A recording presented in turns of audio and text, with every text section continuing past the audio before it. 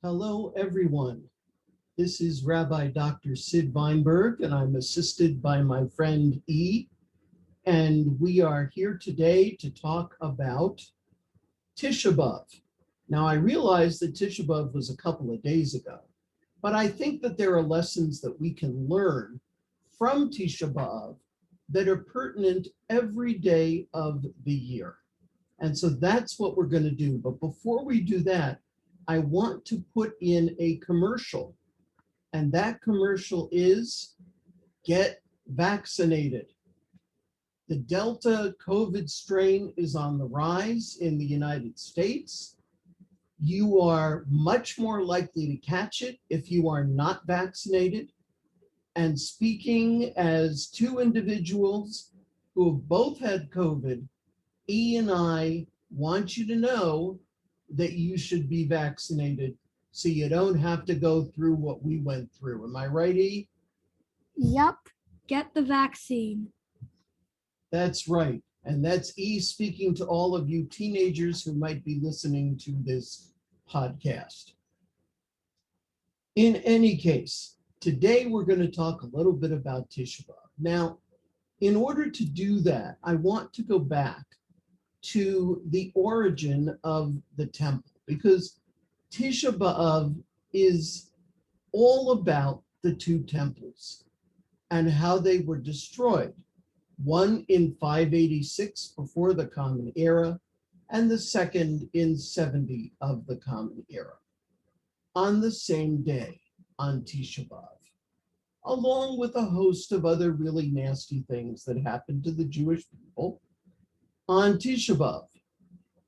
The Jews were exiled from Spain on Tisha B'Av. Jews were exiled from England on Tisha B'Av. World War I, which led the world to Hitler, was started on Tisha B'Av. So it's just not a good day. I call it Friday the 13th, but with attitude. Anyway,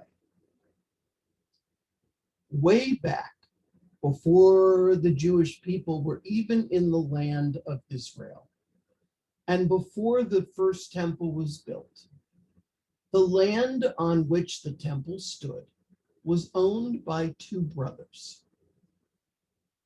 One brother was very, very wealthy and had a big family. One brother was very poor and was by himself.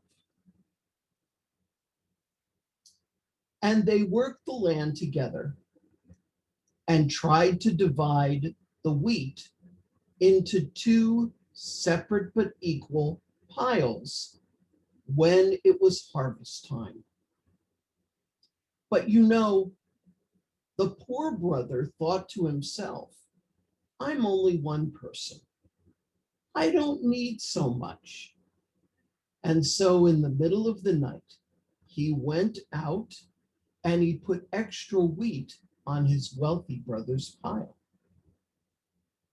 Well, the wealthy brother thought to himself, well, I'm very wealthy and I have this wonderful family.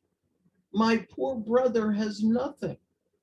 I'm going to take some wheat and put it on his pile so he has a little extra. And so night after night, each brother would try to add to his other brother's pile. And lo and behold, in the morning, the piles were equal again. Finally, one night, in the middle of the night, between the two piles of wheat, the two brothers met. And then they knew what had been happening, that each was giving to the other. And they hugged each other as brothers. And a bat kol, a voice from heaven, declared, on this spot of brotherly love will I build my temple. And so that is why the temple was built where it was built. because of the two brothers. We now move way, way forward to Roman times. The Jews have already been exiled to Babylon, but were able to return because of Cyrus, the king of Persia, probably the son of Esther. And the second temple was built during the Roman period, and then it was destroyed. But during the second temple time, when it still existed, there lived in the city of Jerusalem a very wealthy man. And he decided to make a party for his son. And so the invitations went out all over Jerusalem. Now, in Jerusalem, there was a man by the name of Kamsa, and there was another man by the name of Bar Kamsa. And the messenger taking the invitations got them mixed up and gave the one for Bar Kamsa to Kamsa. Now, it was well known that the man giving the party in Kamsa had had a big fight and did not get along at all. They couldn't stand each other.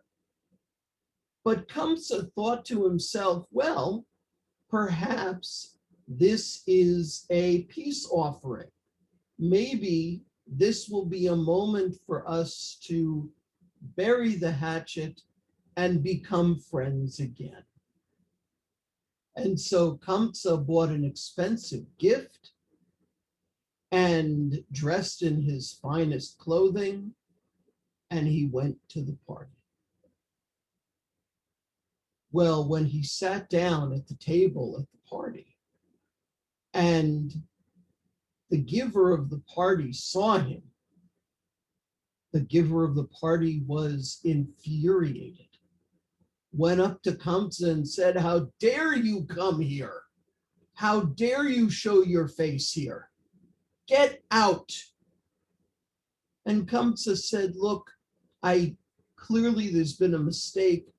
Maybe this is a good time for us to make up. Maybe we should be friends again. No, I'm going to have my servants drag you out of this house." Kamsa said, "Please, please don't embarrass me this way. We have mutual friends here. We have people with whom we do business.